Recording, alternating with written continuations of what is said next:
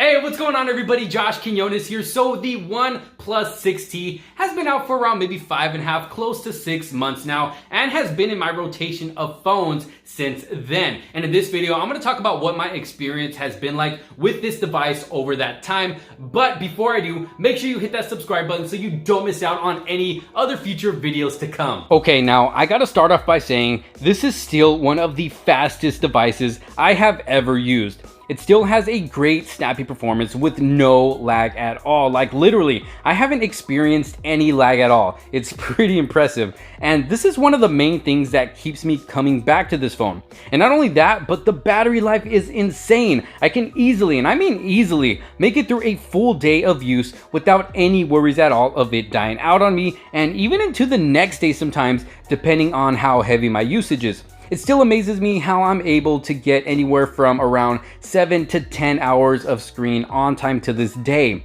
This is truly the battery king, and a huge shout out to ZTechCare for doing a huge all-out battery drain test with all the big devices, and the OnePlus 6T came out on top by seconds. The cameras have actually been pretty good, but not the best compared to other cameras out there. Pictures are good, and I do like that you can record in up to 4K video at 60 frames per second. Now, the phone itself is still a beautiful looking device with its nice glass back and its nice looking 1080p AMOLED display, and in my opinion can still even pass for an early 2019 phone. And to be honest, I have always, and I mean always, hated huge notches on phones, but the small water drop notch up top did not take long to get used to since it barely bleeds into the top of the display. It really doesn't look bad at all or get in the way. Now, a couple of things that I wish this phone did have over these months that I've had to take some time getting used to is water resistance, a headphone jack, wireless charging, and dual stereo speakers. Sometimes I like to take my phone in the pool for pictures, and I can't do that with this device. I also like using wired over-the-ear headphones while at home to get full music effect, and having to make sure you always have the dongle everywhere you go to do that can just be irritating sometimes, especially if you lose it.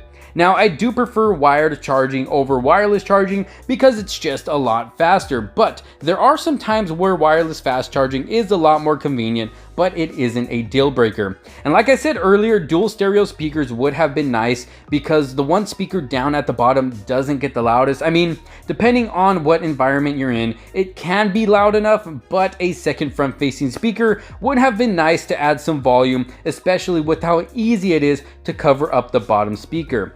Now, don't get me wrong, these definitely aren't deal breakers, especially for a phone that cost around 550 bucks in a world where most flagships cost close to 1,000 bucks now. Sometimes you just have to figure out if those little things are things that you really need, or maybe you can live without. I still think it's a great deal and a great device to have, especially for power users because of that speedy performance and that battery life.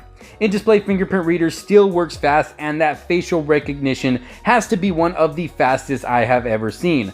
Another cool thing is that you can straight up walk into a T-Mobile store right now and buy one right there instead of purchasing online if you want it right away. But overall, I'm still loving this device and can still definitely recommend it to anyone looking for something that still performs like a beast, looks great, has a long-lasting battery, and doesn't cost 1,000 bucks. And I'll leave a link down in the description below in case you'd like to check it out for yourself. But y'all let me know what you think down in the comments below. For those of you who still have a OnePlus 6T, how is it treating you? And for those of you thinking about getting one, I hope this video was able to help you make that decision. Thank you all so much for watching. Don't forget to like, subscribe, and hit that bell so you get notified when I post new videos. This is Josh Quinones, and I will see you all in the next one. Peace out.